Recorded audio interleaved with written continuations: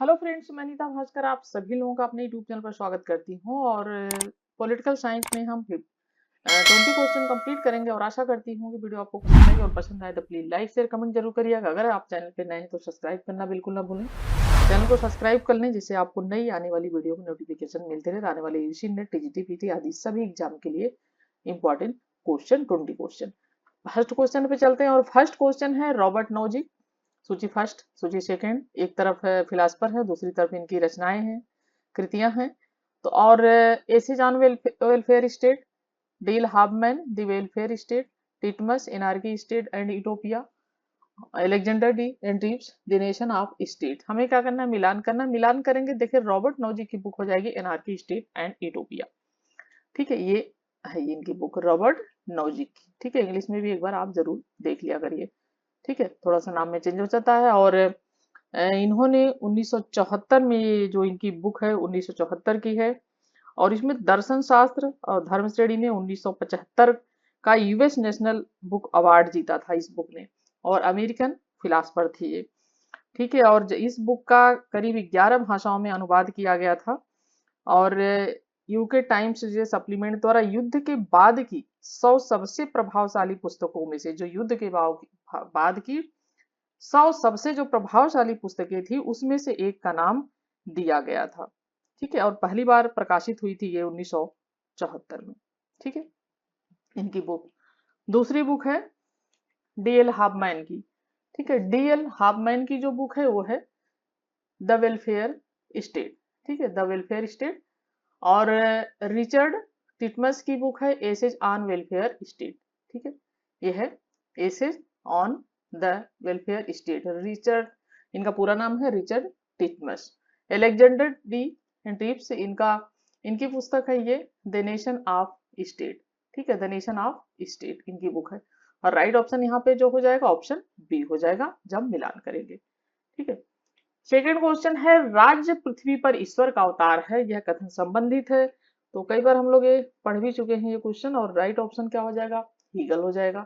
ठीक है, हीगल ने, जैसा कि राज परम विवेक या परम चैतन्य का मूर्त रूप है और वह धरती पर ईश्वर की यात्रा है, यह हीगल ने कहा था। राज्य साध है, व्यक्ति उसका साधन है, ये भी चीज कही थी कि राज्य जो है साध है और व्यक्ति साधन है। ठीक है, इनके लिए व्यक्ति क्या है, साधन है। लेकिन जब व्यक्तिवादियों की बात करेंगे तो उनके लिए बिल्कुल इसका उल्टा हो जाएगा।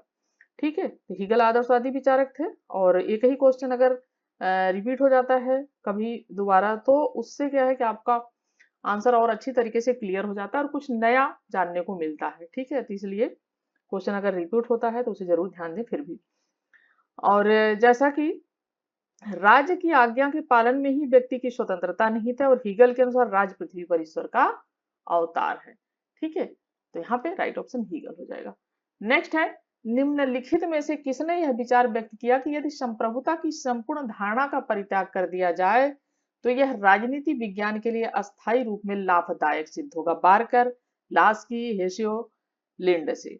राइट ऑप्शन हो जाएगा ऑप्शन बी। ठीक है, ऑप्शन बी हो जाएगा लास्की। देखिए, बारकर कोई भी राजनीतिक सिद्धांत इतना, बारकर कहता है कि कोई भी राजनीतिक सिद्धांत इतना निष्फल नहीं हुआ है जितना कि प्रभुत्व संपन्न राज्य का सिद्धांत निष्फल हुआ है। ये कौन कहता है, बारकर कहता है। लिंडसे क्या कहता है, यदि हम तथ्यों का अवलोकन करें तो यह स्पष्ट हो जाता है कि संप्रभुता के सिद्धांत का अंत हो चुका है, ये कहता है लिंडसे। और हेसुओ कहता है कि बहुलवादी राज्य एक ऐसा राज्य है जिसमें सत्ता का केवल एक ही स्रोत नहीं है, यह विभिन्न क्षेत्रों में विभाजनीय है और विभाजित किया जाना चाहिए। लेकिन लास्की कहता है कि यदि प्रभुसत्ता संबंधी संपूर्ण विचार का त्याग कर दिया जाए तो यह राजनीति शास्त्र के लिए एक अस्थायी लाभ होगा। और क्रैब क्या कहते हैं, क्रैब कहते हैं कि प्रभुसत्ता की धारणा को राजनीति सिद्धांत से निकाल देना चाहिए। तो ये सब अपने अपने सबके विचार हैं। ठीक है, यहाँ पे जो विचार है वो लास्की का है। संप्रभुता राज्य की सर्वोपरि, ठीक है, सर्वोपरि सत्ता होती है। यह शब्द यह किसके शब्द है। ठीक है, संप्रभुता राज्य की सर्वोपरि होती है। बोधा अस्टिन ग्रेसियस विलोबी। और राइट ऑप्शन हो जाएगा ऑप्शन, ठीक है, डी, बिलो बी। देखिए बोधा कहता है कि प्रभुसत्ता नागरिकों और शासितों के ऊपर ऐसी शक्ति है जिस पर कानून के बंधन नहीं होते, ये कहता है बोधा। ठीक है, क्या कहता है बोधा? अगर आप नोट करना चाहें तो जरूर नोट किया कर लीजिए, क्योंकि परिभाषाएं ये आती रहती हैं। तो बोधा कहता है कि प्रभुसत्ता नागरिकों और शासितों के ऊपर एक ऐसी शक्ति है जिस पर कानून का कोई बंधन नहीं होता है। ग्रोशियस कहता है कि प्रभुसत्ता उस व्यक्ति की सर्वोच्च शक्ति है जिसके कार्य किसी अन्य के अधीन नहीं होते और जिसकी इच्छा कोई नहीं टाल सकता। और बिलोबी कहते हैं प्रभुसत्ता राज्य की सर्वोपरि इच्छा है। ठीक है, प्रभुसत्ता राज्य की सर्वोपरि, यहाँ पे इच्छा होना चाहिए, सर्वोपरि इच्छा होती है।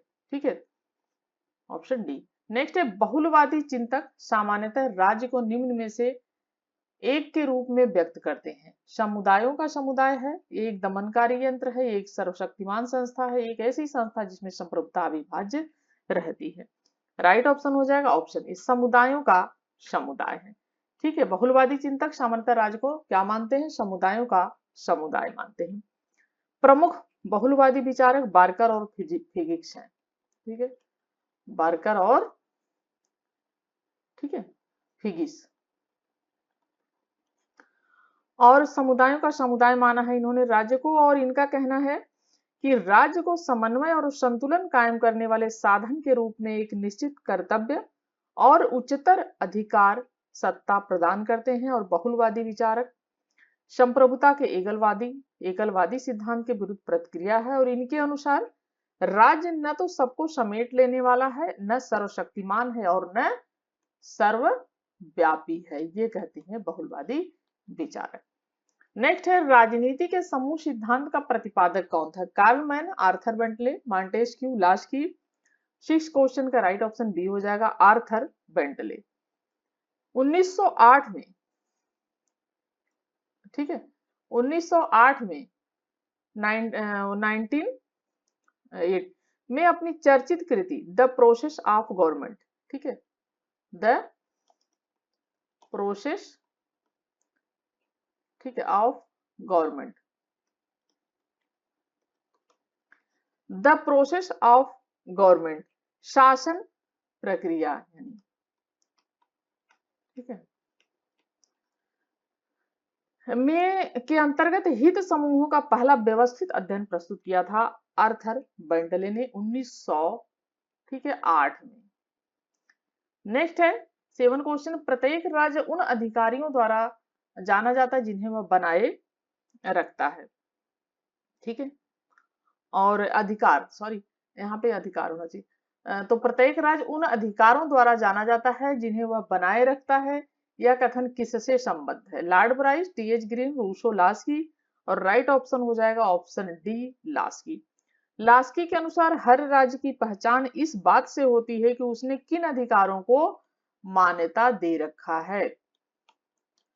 ठीक है, और राज्य अधिकारों को जन्म नहीं देता बल्कि उन्हें मान्यता प्रदान करता है। ठीक है, ऑप्शन राइट हो जाएगा ऑप्शन डी, एच.जे. लास्की। नेक्स्ट है स्वतंत्रता तथा समानता का सर्वप्रथम सामंजस्य प्राप्त करना संभव है उदारवादी व्यवस्था के अंतर्गत, समाजवादी व्यवस्था के अंतर्गत, लोकतांत्रिक समाजवाद के अंतर्गत, आदर्शवाद के अंतर्गत। और राइट ऑप्शन हो जाएगा ऑप्शन सी, लोकतांत्रिक समाजवाद के अंतर्गत। देखिए लोकतंत्रीय संस्थाएं लोकतंत्री समाजवाद के स्वतंत्रता और समानता के सिद्धांतों की राजनीतिक क्या है? अभिव्यक्ति है। ठीक है, और जो है बर्नस्टीन ने, ठीक है, बर्नस्टीन ने 1906 में लिखा था। ठीक है, 1906 में लिखा था, लोकतंत्र अपने आप में साधन और साध्य दोनों है। यह समाजवाद की स्थापना के संघर्ष की सफलता के बाद वह वही रूप धारण करता है। केवल लोकतंत्रीय राजनीतिक अर्थव्यवस्था के अंतर की स्वतंत्रता और समानता को संपूर्ण अभिव्यक्ति मिल सकती है। तो राइट ऑप्शन सी हो जाएगा। 9 क्वेश्चन है, निम्नलिखित में से कौन सा कथन सही नहीं है?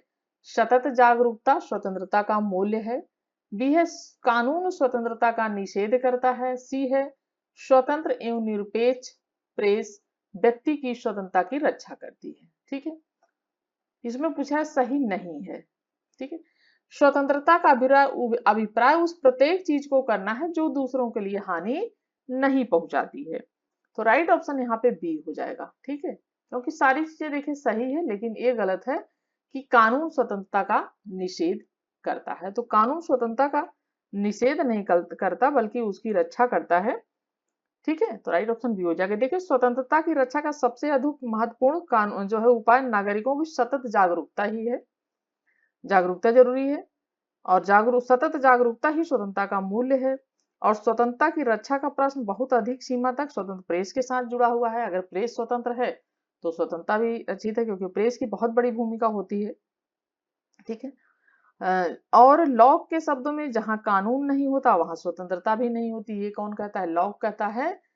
इसकी परिभाषा है कि जहां कानून नहीं होता वहां स्वतंत्रता भी नहीं होती है। ठीक है, और वहां स्वतंत्रता भी नहीं होती है। और 1789 की मानवीय अधिकार घोषणा में यही कहा गया है कि स्वतंत्रता सब कुछ करने की शक्ति का नाम है जिससे दूसरे व्यक्तियों को आघात न पहुंचे। यानी स्वतंत्रता का मतलब है कि उस प्रत्येक कार्य को करना जिसे किसी दूसरे व्यक्ति को किसी भी प्रकार का किसी दूसरे चीज को नुकसान न पहुंचे। व्यक्ति के अलावा और भी बहुत सारी चीजें हैं, जानवर भी हैं उसमें, और भी चीजें, यानी किसी को हानि न पहुंचाना, यानी अपने लाभ के लिए या अपनी स्वतंत्रता की वजह से किसी और को हानि न पहुंचाना। ठीक है, राइट ऑप्शन हो जाएगा यहाँ पे ऑप्शन बी जो सही नहीं है। 10 क्वेश्चन है, निम्नलिखित में से किसने स्वतंत्रता को स्व आरोपित कर्तव्य भाव के परम आदेश के अनुपालन के रूप में परिभाषित किया? हीगल ने, ब्रेंडले ने, बोसाके ने, कांट ने। और 10 क्वेश्चन का जो राइट ऑप्शन हो जाएगा ऑप्शन डी हो जाएगा कांट। कांट के अनुसार, ठीक है, कांट के अनुसार नैतिकता का मापदंड दुख या वस्तुओं की उपयोगिता नहीं है। ठीक है, और कार्यों का नैतिक होना तो इस बात पर निर्भर करता है कि वे मनुष्य के नैतिक संकल्प के अनुकूल हो। ठीक है, संकल्प का परिणामों से, नैतिक संकल्प का परिणामों से कोई संबंध नहीं है और यह तो केवल उसके कर्तव्यों का ज्ञान कराती है। ठीक है, यानी नैतिक संकल्प का परिणाम जो है उससे कोई संबंध नहीं होता, यह सिर्फ उसके जो कर्तव्य हैं उसका ज्ञान कराती है, उसका बोध कराती है। और इसीलिए स्वतंत्रता की परिभाषा करते हुए कांट लिखता है कि यह स्व निर्धारित कर्तव्य की आज्ञा के संकल्प करने का अधिकार है। ठीक है, राइट ऑप्शन कांट। नेक्स्ट है, निम्नलिखित में से किसने समानता के वैधानिक आयाम को व्याख्यायित करने के लिए वैधानिक व्यक्तित्व की समानता की अवधारणा का प्रयोग किया है? आर एच टोनी ने, हेराल्ड लास्की ने, ठीक है, जे एफ स्टीफन ने या बार्कर ने। तो ऑप्शन डी हो जाएगा बार्कर। ठीक है, इनका पूरा नाम है अर्नेस्ट बार्कर। तो अर्नेस्ट बार्कर ने अपनी प्रसिद्ध कृति principle of social and political theory, ठीक है, क्या नाम है पुस्तक का? प्रिंसिपल ऑफ सोशल, ठीक है, social and political theory,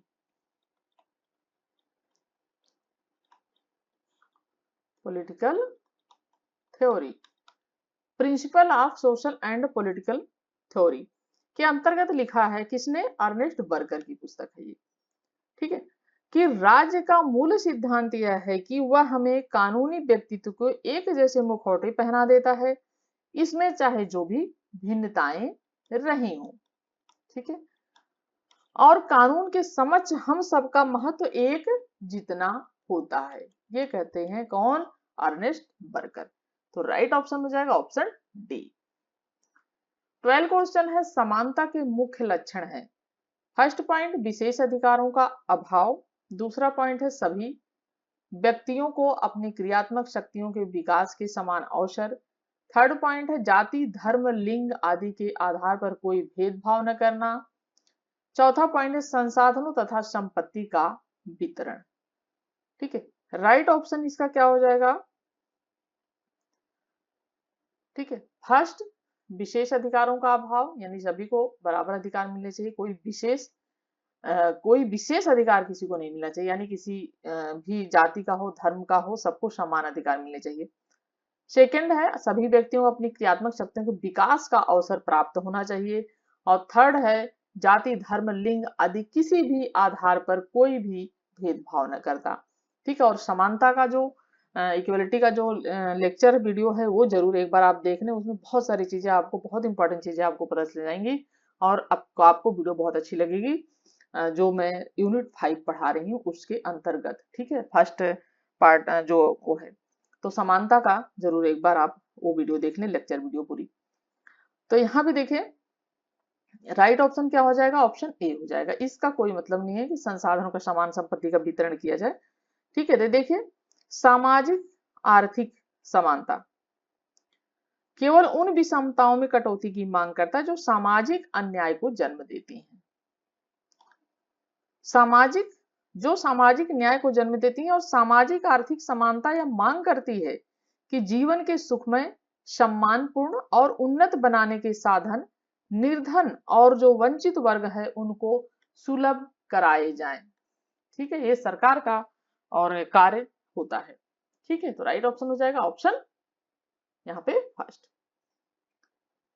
4 essays on liberty नामक पुस्तक के लेखक कौन है?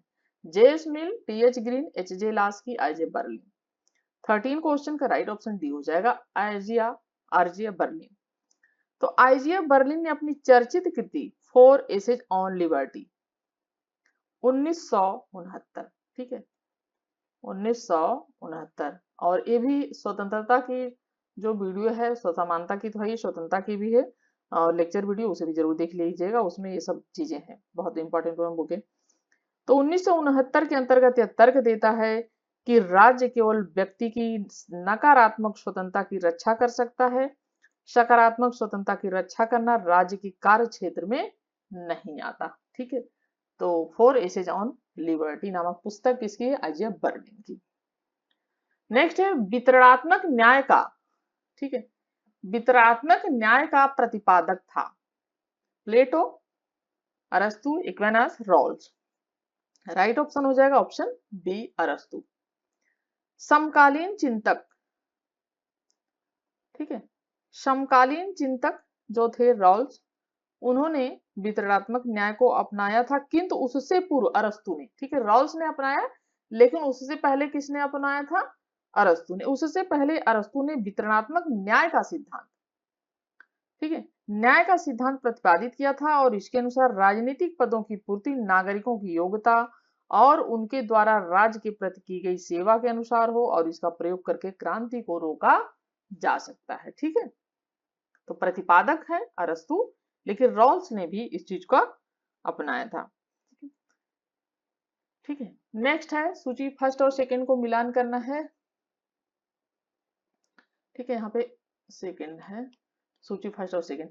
न्याय अधिक शक्तिशाली का हित है, किसने कहा था? व्यक्ति द्वारा अपनी कृति प्रकृति के अनुरूप अपने कार्यों का संपादन ही न्याय है, थ्रेसीमेकस। सार्वजनिक उपयोगिता न्याय की उत्पत्ति का एकमात्र स्रोत है, प्लेटो। न्याय का अर्थ है प्राथमिक वस्तुओं का न्यायपूर्ण वितरण। तो ठीक है, अभी हमने बात की इस बारे में।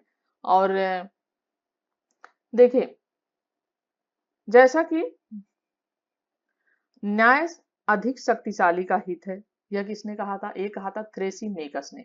ठीक है, पहला पॉइंट जो है वो जुड़ा हुआ है थ्रेसीमेकस से। ठीक है, इसने कहा था व्यक्ति द्वारा अपनी प्रकृति के अनुरूप अपने कार्यों का संपादन ही न्याय है, यह कहा था प्लेटो ने। ठीक है, ये बात प्लेटो ने कही थी। सार्वजनिक उपयोगिता न्याय की उत्पत्ति का एकमात्र स्रोत है, यह कहा था होम ने। ठीक है, होम ने कहा था तीसरी बात है।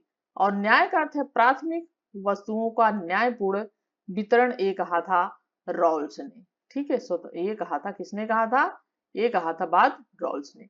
तो यहाँ पे जो राइट ऑप्शन हो जाएगा, ऑप्शन मिलाएंगे, ए का 2 है, बी का 3, सी का 4, डी का 1, राइट ऑप्शन डी हो जाएगा। ठीक है, ऑप्शन इसका डी सही हो जाएगा। 16 क्वेश्चन है, 20वीं शताब्दी में निम्नलिखित में से कौन नकारात्मक उदारवाद का प्रतिपादक नहीं? Locke, Oakeshott, Nozick, MacIver.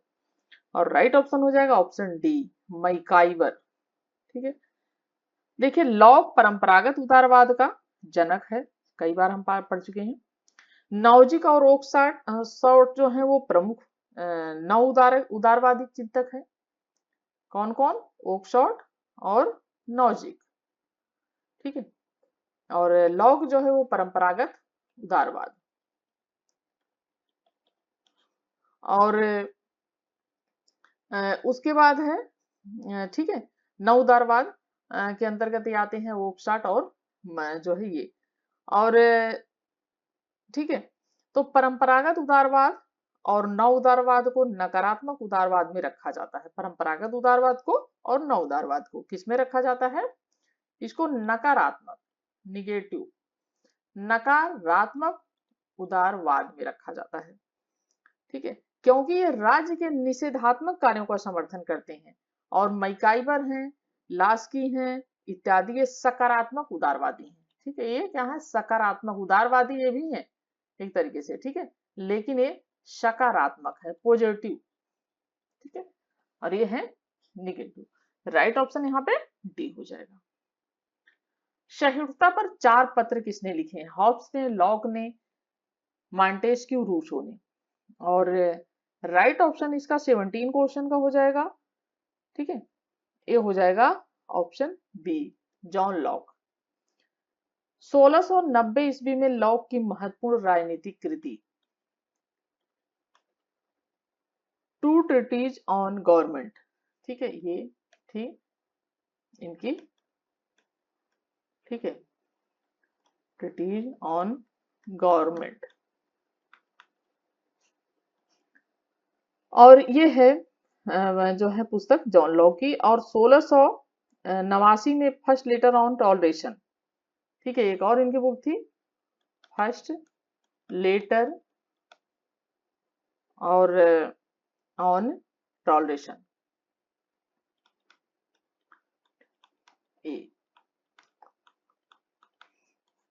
First later on toleration, सहिष्णुता के 4 पत्र। ठीक है, यानी सहिष्णुता के सहिष्णुता पर प्रथम पत्र। ठीक है, ये फर्स्ट वाला, फर्स्ट लेटर, सहिष्णुता पर प्रथम पत्र। और 1690 में सेकेंड लेटर ऑन टॉलरेशन, 1692 में थर्ड, और फोर्थ लेटर ऑन टॉलरेशन प्रकाशित हुआ था जो है 1692 में। ठीक है, तो यहाँ पे राइट ऑप्शन हो जाएगा option B, Locke, John Locke. Next है, निम्न में से कौन विद्वान प्लेटो को मुक्त समाज का शत्रु मानता है? ठीक है,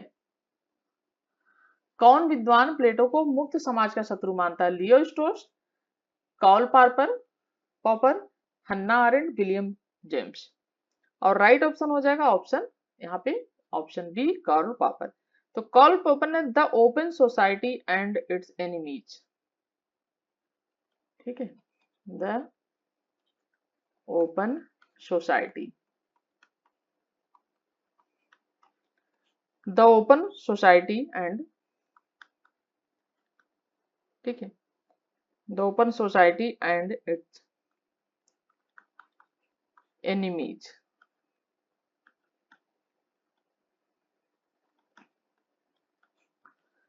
एनिमीज के अंतर्गत, ठीक है, the open society and its enemies के अंतर्गत प्लेटो, हीगल एवं मार्क्स पर प्रहार किया है। किसने? कार्ल पॉपर ने। किसकी पुस्तक है? कार्ल पॉपर की। और इसने प्लेटो पे,